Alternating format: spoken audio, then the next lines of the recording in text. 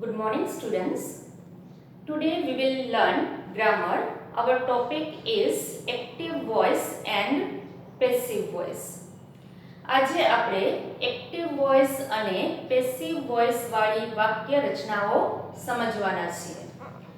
સૌપ્રથમ તો active voice અને પેસિવ વોઇસનો અર્થ આપણે સમજીએ. એક્ટિવ વોઇસ જ્યારે સેન્ટેન્સમાં કર્તાનું પ્રાધાન્ય હોય, એટલે કે વાક્યમાં જે ક્રિયા થઈ છે એ કરનાર કર્તા હોય, ત્યારે એ વાક્ય રચના એક્ટિવ વોઇસમાં છે એમ કહેવાય.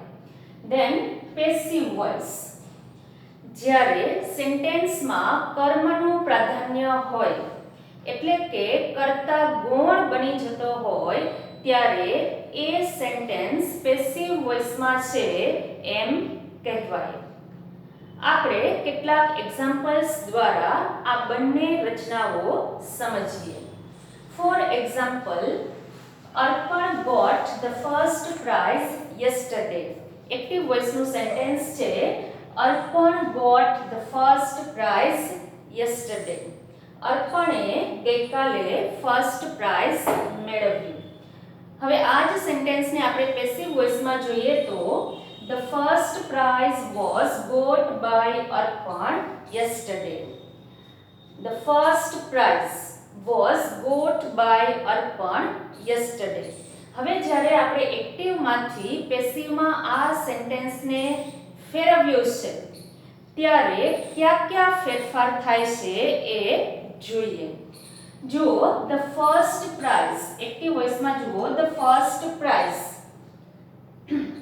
જે કર્મ છે એ પેસિવ વોઇસમાં સબ્જેક્ટની જગ્યાએ મૂકવામાં આવશે, અને અર્પણ જે સબ્જેક્ટ છે સેન્ટેન્સનું એ ઓબ્જેક્ટની જગ્યાએ મૂકવામાં આવશે, અને તેની પહેલા બાય પ્રિપોઝિશન મૂકવામાં આવશે. અને બીજો કયો ફેરફાર થાય છે? ક્રિયાપદમાં ફેરફાર થાય છે. જે કાળનું સેન્ટેન્સ હશે એ કાળનું પેસિવ રૂપ મૂકવામાં આવશે પેસિવ વોઇસની પેસિવ વોઇસના વાક્યમાં. ફોર એક્ઝામ્પલ, આ સેન્ટેન્સ સિમ્પલ પાસ્ટ ટેન્સનું છે, તો તેની જે પેસિવ રચના છે સિમ્પલ પાસ્ટ ટેન્સની વોઝ અથવા વેર પ્લસ પાસ્ટ પાર્ટિસિપલ. તો અહીંયા વોઝ ગોટ. તો ત્રણ જગ્યાએ ફેરફાર કરવામાં આવશે જ્યારે આપણે એક્ટિવમાંથી પેસિવમાં સેન્ટેન્સને ફેરવશું. સબ્જેક્ટ છે એ ઓબ્જેક્ટની જગ્યાએ આવશે, અને તેની પહેલા બાય પ્રેપોઝિશન મૂકવામાં આવશે, અને ઓબ્જેક્ટ છે એ સબ્જેક્ટની જગ્યાએ આવશે, અને સેન્ટેન્સમાં જે કાળનું ક્રિયાપદ છે એનું પેસિવ રૂપ મૂકવામાં આવશે. Now let us see another example. Sandhya is teasing Suraj now. Active voice નું સેન્ટેન્સ છે, જેને આપણે પેસિવમાં જોઈએ તો સૂરજ જે કર્મ છે એ સેન્ટેન્સમાં આગળ આવશે. Suraj is being teased by Sandhya now. તો અહીંયા કર્તા સંધ્યા છે એ સેન્ટેન્સમાં કર્મની જગ્યાએ આવશે, અને ક્રિયાપદ જે ચાલુ વર્તમાન કાળનું છે એની પેસિવ રચના આવશે. ચાલુ વર્તમાન કાળની પેસિવ રચના બને છે am is are plus being plus past participle. તો અહીંયા ક્રિયાપદ છે is being teased. Another example, Virat Kohli has hit 2 centuries recently. આ સેન્ટેન્સને આપણે પેસિવમાં ફેરવીએ તો અહીંયા સેન્ટેન્સમાં આપણે કર્મ ક્યુ છે એ આપણે ગોતવાનું છે. તો અહીંયા કર્મ છે 2 centuries, જે કર્તાની જગ્યાએ આવશે. 2 centuries have been hit by Virat Kohli recently.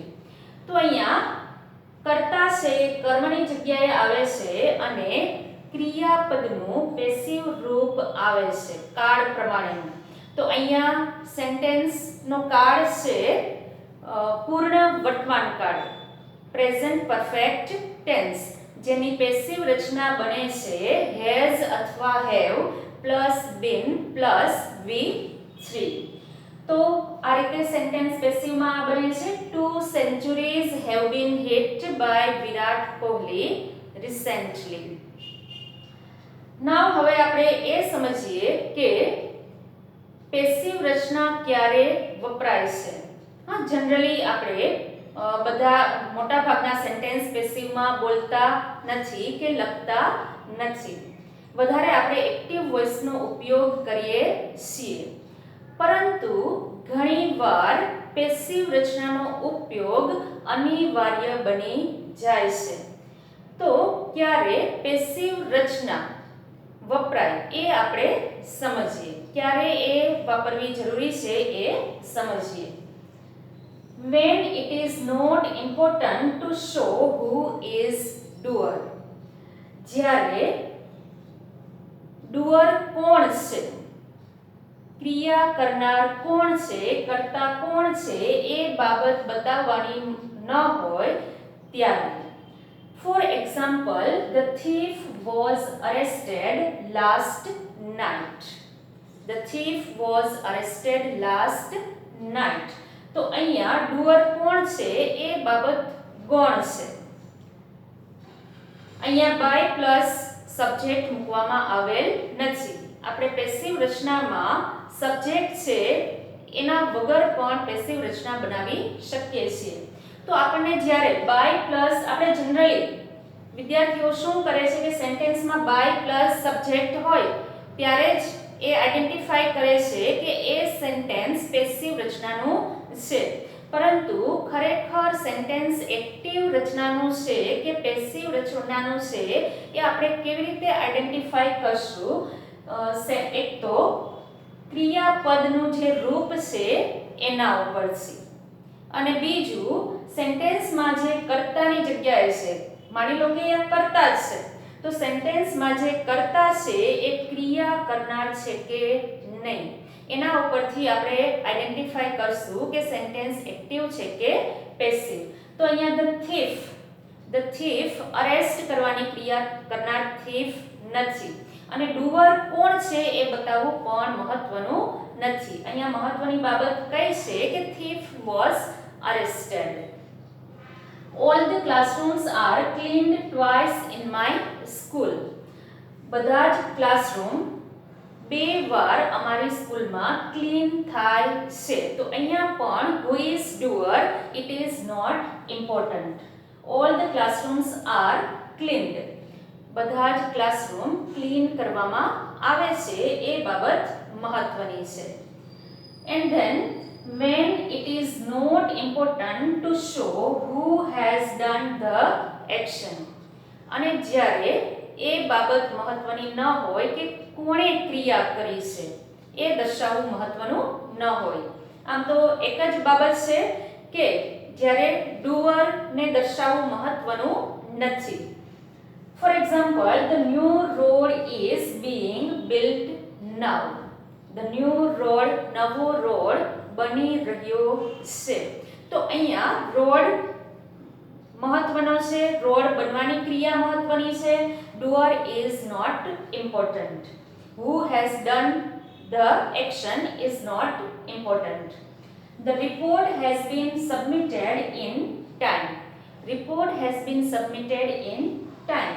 Report સમયસર આપી દેવામાં આવ્યો છે, સબમિટ કરવામાં આવ્યો છે. અહીંયા રિપોર્ટ મહત્વનો છે. Then action is more important than doer. કે object is more important than doer. જ્યારે સેન્ટેન્સમાં કર્તા કરતા કર્મ વધારે મહત્વનું હોય ત્યારે પેસિવ વોઇસ પ્રયોજાય.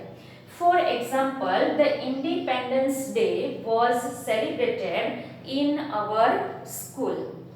Independence Day, તો અહીંયા કર્મ છે એ વધારે મહત્વનું છે.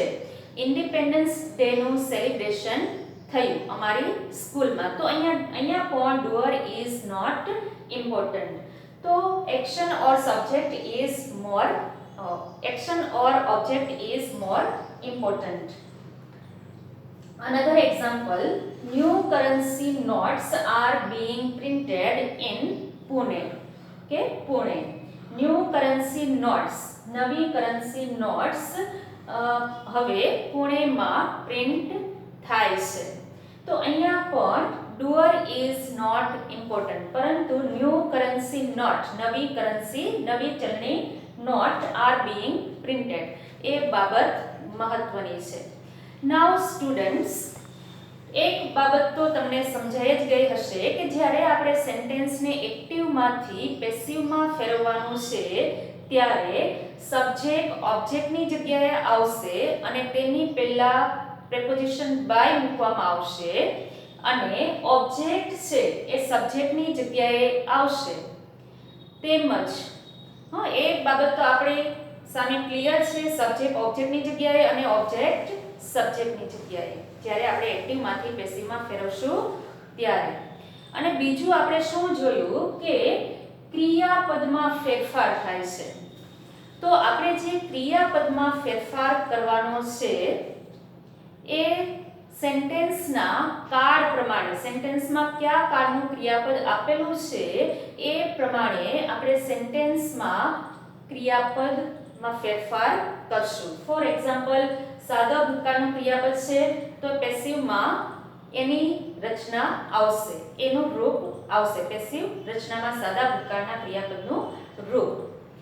તો અહીંયા એ બાબત મહત્વની બની જાય છે કે દરેક કાળ અને તેના જે પેટા પ્રકાર છે એના ક્રિયાપદની એક્ટિવ અને પેસિવ રચના કઈ છે, તો એ સમજવી જરૂરી બની જાય છે.